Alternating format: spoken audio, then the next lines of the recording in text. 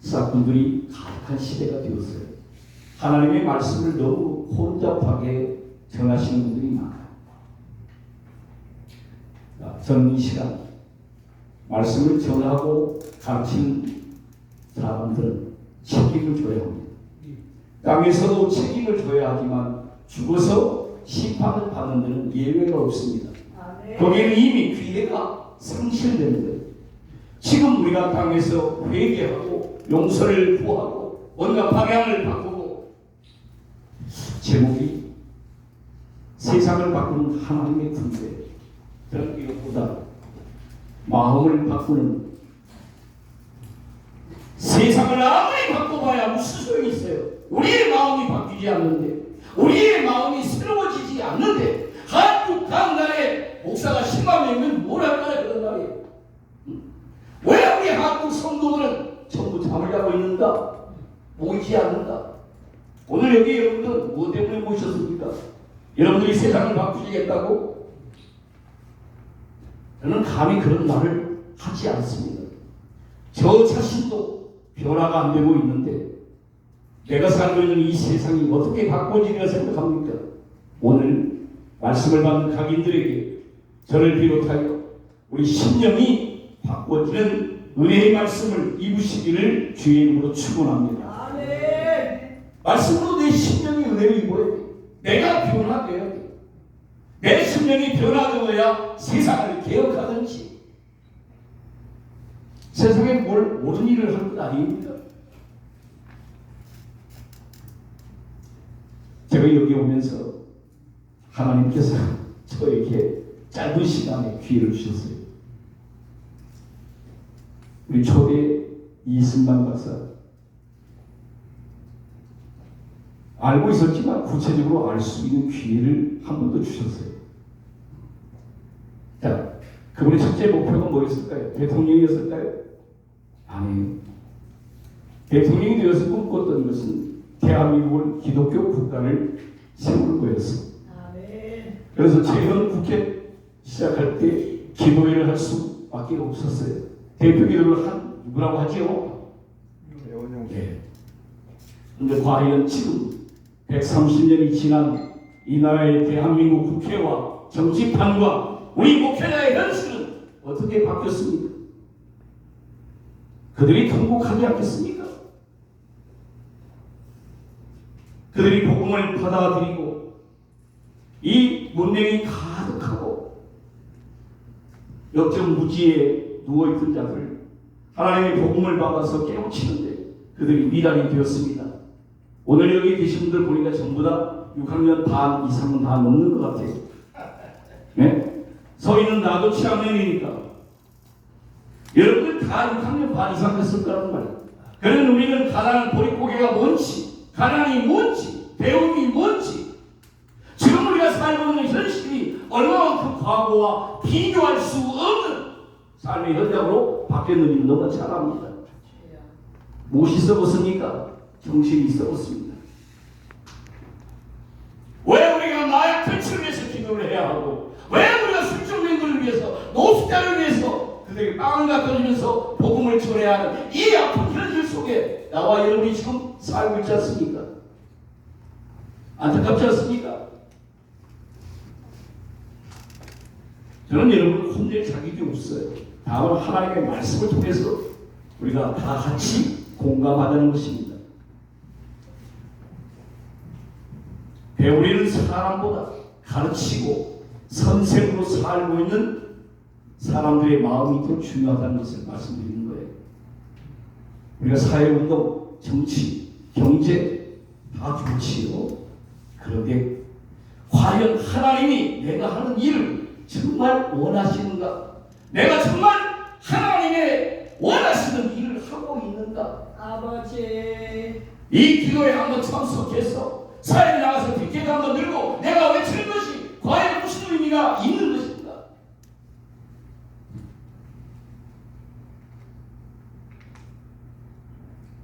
참으로 우리가 살고 있는 현실은 지식이 넘치고 있습니다. 한국교회 지식으로 충만하지 않는 목사님들이 아니 계세요. 다 석사, 박사, 다 기본이 대학입니다. 이제. 그런데 과연 우리 머릿속과 우리 마음은 전혀 땅과 하늘처럼 동떨어져 있지 않습니까? 머리는 하늘인데 마음은 여전히 땅이다 그런 거예요. 땅이 메마라 있습니다. 땅이 공허합니다. 땅이 아무런 생명체도 내지 못하는 황량한 현실을 맡고 있는 겁니다. 우리 깊이 통찰하고 회개해야 할 것입니다. 이게 한국에 하나님께서 어떤 종들을 세워서 이 나라를 세계 속에 주님의 재림 직전에까지 우리가 복음 전도의 사명을 감당할 수 있게 하시는지, 이 초대가 옮겨지지 않는지 우리 깊이 기도해야 합니다. 말세라고 하면서 말씀을 전하는 내용은 말세가 없어요. 징조가 없습니다. 예수님의 재림을 말하면서 재림을 준비하는 성도들의 모습이 확인되지 않아요. 여기 다들 목사님들이시죠? 저도 목회사 목사님도 계시고 장로님도 계시고 계십니다. 예, 목사님들에게 초점을 맞춥니다. 제가 목사님. 저 영적 하나님이 45년 동안 가두어 놓으셨습니다. 왠줄 아십니까? 말씀의 빈곤한 때를 준비하고 때가 되니 전하라는 것입니다. 아멘. 사람을 두려워하지 않습니다. 목숨을 아까워하지 않습니다. 이미 주님은 우리 자신들을 위하여 목숨을 내어 주신 분이시죠. 우리 주를 위해서 무엇을 해도 아까운 것이 없는 사람들이 된 것 아닙니까? 지금 우리 이 연령대에서 아까워할 게 뭐 있어요? 돈이 아깝습니까? 뭘 숨기시렵니까? 무엇을 인색하시렵니까? 하나님의 말씀을 전하는 한 시간의 시간이라면 그 시간에 내 생명을 다 바쳐서 말씀을 전해야 될 것 아닙니까? 아멘.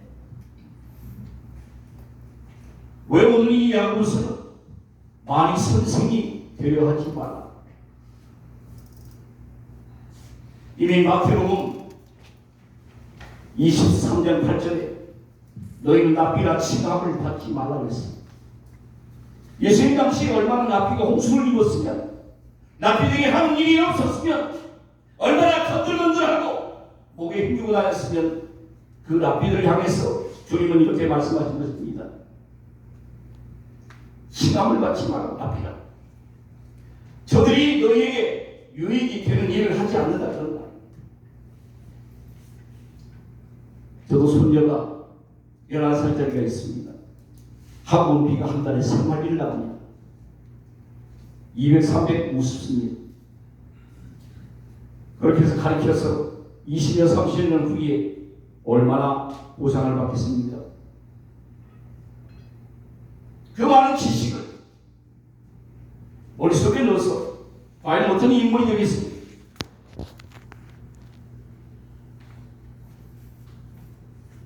벌써 할아버지한테 따집니다. 할아버지, 어떻게 목사님으로서 그렇게 절제를 못하세요? 할아버지는 왜 이렇게 화가 많으세요? 음성이 큰 거예요? 좀 이렇게 온유하게 말씀하시면 안 돼요? 학교 선생님도 차분하게 말씀하시는데 할아버지는 저한테 매일 혼내시잖아요. 제가 말합니다. 난 네 아버지를 키울 때 인생의 반 독재로 키우고 20년 지나서 민주화를 열어준 사람이 할아버지야. 너도 똑같아. 인생은 독재를 경험하지 않고 민주화의 환희를 아십니까? 민주화의 자유를, 권리를 올바르게 알 수 있을까요? 독재 밑에서 신음해보지 않느나, 저 북에서 나무로 건너오지 않느나 알 수 없는 거예요. 그래서 하나님은 가난한 자와 부유함과 무지한 자와 지식 있는 자를 이 땅에 골고루 섞여 살게 하신 것이죠. 빈부가 땅에 섞여 산다고 하잖아요. 근데 목사님들이 부자가 되니까 가난한 사람들 돌보지 않습니다. 큰 교회들 보세요. 목사님들이 5억짜리 10억짜리 차를 타고 다녀도 전혀 불안한 깜빡거리지 않습니다. 부끄러운 줄 모릅니다. 누구를 공격하기 위한 이야기가 아닙니다. 말씀에서 너무 벗어났다 그런 말이에요. 오늘 앉아서 말씀을 받는 여러분, 믿음의 정물을 걷기를 주의 이름으로 축원합니다. 다시 살아날 수 없습니다. 내일 부르실지 오늘 밤에 부르실지는 몰라요. 그러나 나는 너에게 분명히 정로를 걸으라고 기회를 주었다는 거예요. 너에게 그 말씀을 들려주었다는 겁니다.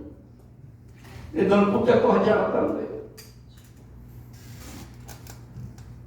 저는 여기 와서 제가 무슨 유명해지려고 여기에 초대를 받은 것도 아닙니다. 여기 현직 대통령이 앉아 계시더라 할지라도 저는 그분에게 해야 할 말은 성경 말씀으로 전할 것입니다. 아멘. 여러분, 하나님의 말씀을 듣고 하나님의 말씀을 행하는 자들인 줄 믿기에 말씀을 드리는 겁니다. 아멘. 자, 너희는 납비와 시감을 받지 마라. 이 말은 원어에 보니까 굉장히 강하게 금지시키는 명령입니다. 납비와 시감을 받지 마라. 사람들이 칭송하는 것, 너 훌륭하다, 위대하다, 큰 인물이다, 고무되지 마십시오. 그 별거 아닙니다. 저도 목사로서 많은 명칭을 가지고 있습니다. 뭐 총재님, 회장님, 뭐 많아요. 근데 아무 소용없어요.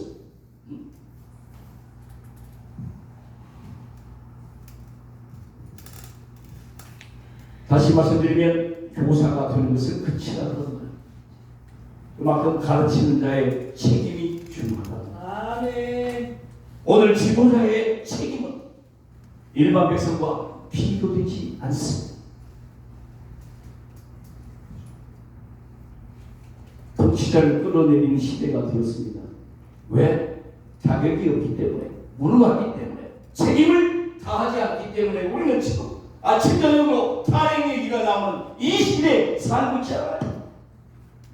누가 누구를 지킵니까? 오늘 우리 예수 그리스도를 믿는 참된 하나님의 사람들은 말씀을 지키는 책임을 다하시길 주의 이름으로 축원합니다. 네. 너희가 내 계명을 지켜야 나를 사랑하는 것이다. 너희는 내 계명 안에 거하라. 우리는 사회운동가가 아닙니다.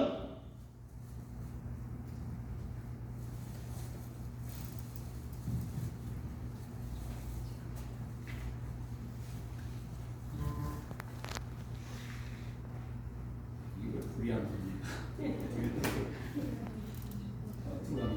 죄송합니다. 예.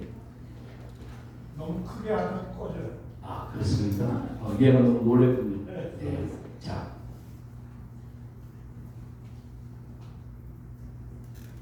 오늘 우리 선생님들이 제일 많이 범한 죄가 뭐예요? 말의 실수입니다.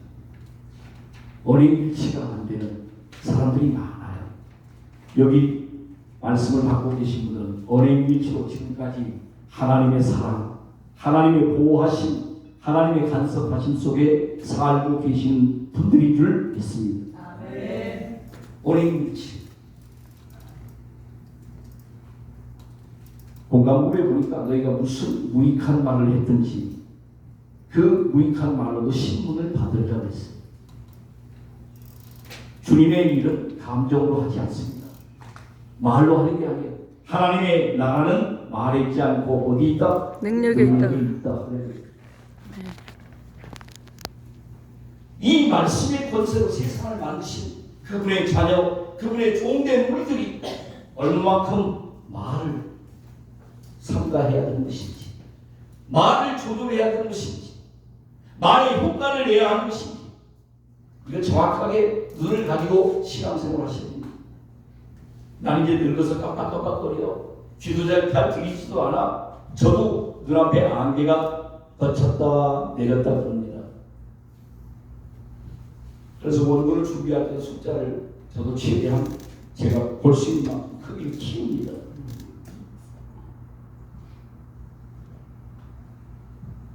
말 한마디 때문에 내홍을 겪는 사람들 우리 주변에서 많이 보시잖아요. 특히 정치인들 그렇습니다. 왜 말하고 지키지 않습니까? 수많은 지킬 수 없는 공약들을 남발하고 지역구에서 두 번 다시 선출되지 않습니다. 무거운 직책을 맡을 수 없습니다. 목회자들만 예외입니까? 목회자들은 말을 너무나 실수를 많이 하는데 구약 성경에 두려운 말씀이 하나 있습니다. 징계가 직접 즉각 임하지 아니하니 사람들이 더 담대해서 죄를 더 많이 짓니다. 구약 시대는 징벌 즉각 임했기 때문에 성전에서 제사장들이 바로 죽어 나옵니다. 어떤 심정이었을까요? 손을 안 씻든가 발을 안 씻었다든가 제사장이 먹는 걸 먹었다든가 번제에 손을 댔다든가 여러 가지 문제들이 많지요. 즉각 죽어 나옵니다. 그런데 지금은 전혀 그렇지 않아요. 희한한 짓을 다 해도 하나님께서 생명이 다할 때까지 기회를 주십니다. 준비 모르고 계실까요? 지금까지 우리가 말의 실수를 많이 했다면 말의 실수를 줄이시길 바랍니다. 말을 많이 했던 사람들 말을 적게 해야 돼요. 말을 많이 한 만큼 실득이 없어요. 그 사람 특히 목사님들 저부터 제가 부부 생활을 한 42년 하는데요. 어떤 조언을 제일 많이 받아요? 말을 너무 안 하는 것도 문제지만 지나치게 말을 많이 하는 한 번 입이 열리면 닫기가 쉽지 않아요. 쉽지 않아요. 자, 무익한 말이라도 생각 없이 내뱉는 말도 헛되이 사라지는 것이 아니고 반드시 무리에 다시 어떻게 떠오릅니다. 지금 우리 찍고 계신 분들 많지요. 그거 하나 때문에, 그 한마디 때문에, 그 그림 한 장 때문에 감당 못하지 않습니다. 자, 두 가지만 말씀드릴게요. 첫째,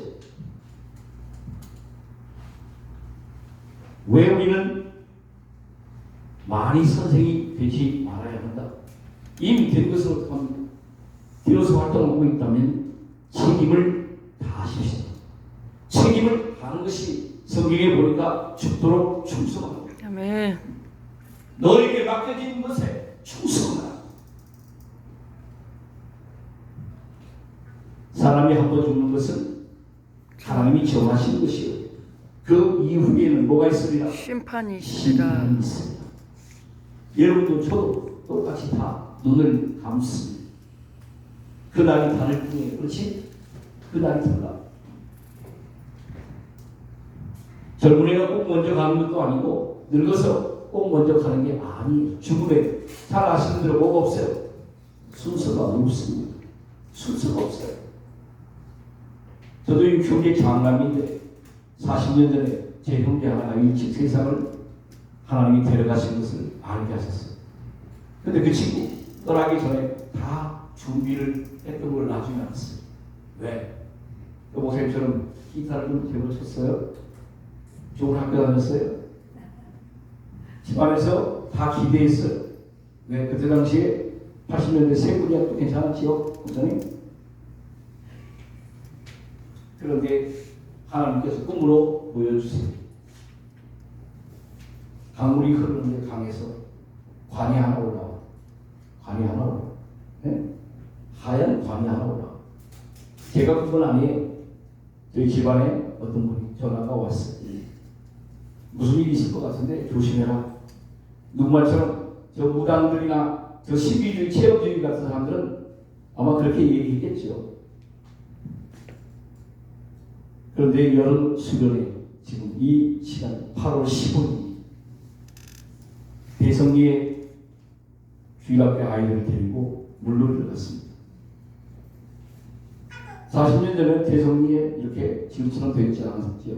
이쪽에서 저쪽으로 건너가는 배 하나가 있었는데 줄을 잡고 이렇게 건너갔습니다.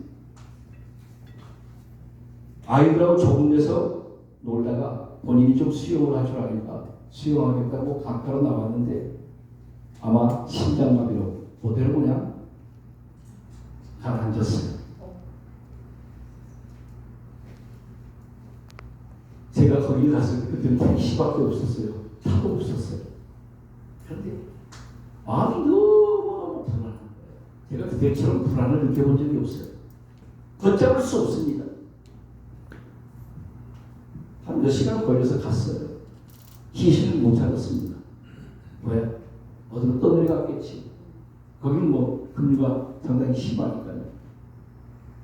몇 시간 잠수를 동원해가지고 찾다가 찾은 곳이 바로 그 서창 배가 줄 메고 저쪽으로 왔다 갔다 하는 그 기둥 속에 그대로 그냥 꼿꼿하게 서 있는 거예요. 자, 8월 15일이니까 여러분 꺼냈는데 30분 만에 부패 냄새가 납니다. 30분 만에. 제가 태어나서 세상에 제 아버지가 돌아가셨어도 그렇게 울어본 적이 없어. 그래도 예수 믿고 대도 은혜를 믿고 굉장히 사랑스러운 형제였기 때문에 너무너무 아팠습니다. 그때 에바다, 다니다쿵 성경에 있는 단어를 다 동원해서 기도했는데 안 살아나더라고요. 응? 근데 그 녀석이 남긴 태포가 몇 개 있었어요.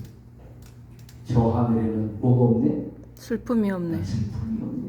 하늘나라 밝은 길이 이런 태포를 몇 개를 기다치면서 다 자기는 뭘 예비한 거야? 천국. 죽음을 예비한 알고 있었던 거예요. 자, 지금 제가 목회자로 40년 넘게 살고 있지만 하나님 뭔지 부르실지 모르지요. 땅에서 아무리 일을 얻죠. 그건 내 공로가 될 수 있지만 하나님께 상급이 되지는 않습니다. 우리 확실하게 말씀으로 구분을 하셔야 됩니다. 자, 달란트에 대한 말씀을 좀 드리겠습니다. 각자 다 받은 달란트를 본인들이 아시죠? 달란트를 아시죠?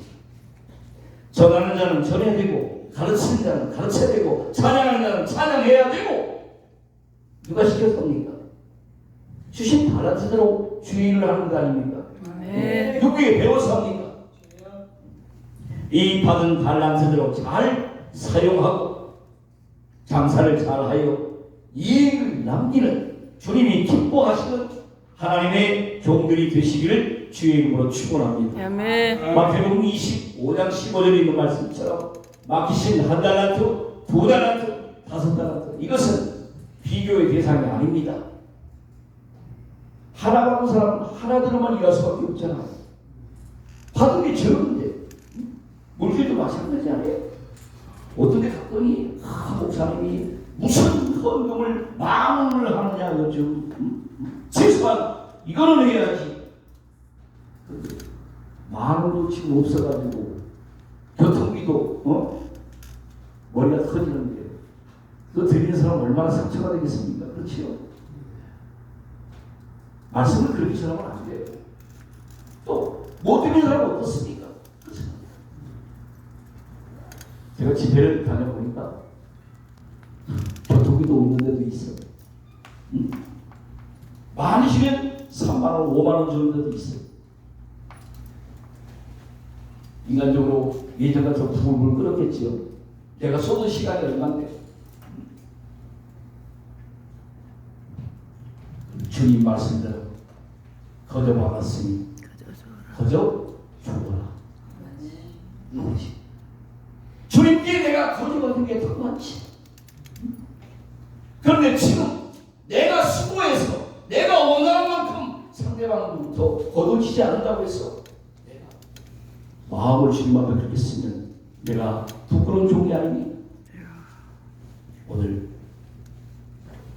여기 하나님의 군대에 모이신 모든 분들 정말 아낌없이 하나님께 받은 대로 주신 대로 사용하시다가 주님 앞에 영광 중에 은혜 들림받기를 주의 이름으로 축원합니다. 아멘. 개인의 칭찬이 없어도 상관이 없지 않아요.